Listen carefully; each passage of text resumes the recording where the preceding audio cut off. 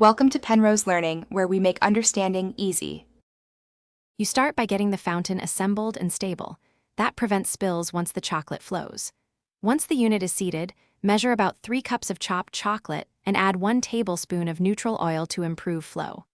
Melt the chocolate gently, microwave in 30-second bursts or use a double boiler, stirring until smooth. The goal is glossy, pourable consistency. Make sure the warmer is on low so the base is warm when you pour. This helps the auger grab the chocolate immediately.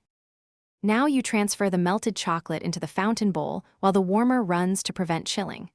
Once the bowl is filled, engage the auger at low speed so the chocolate climbs without air pockets.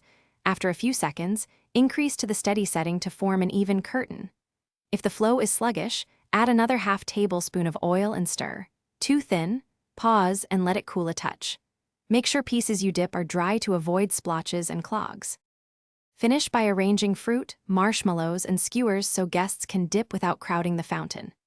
Keep the warmer on low to maintain flow while serving, and when you're done, turn off power and let the chocolate settle before scooping it into a heat-proof bowl for scraping and cleaning.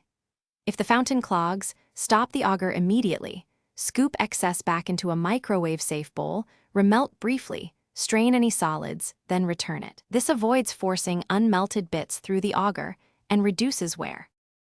Thanks for watching. If this was helpful, leave a like and consider subscribing. See you next time.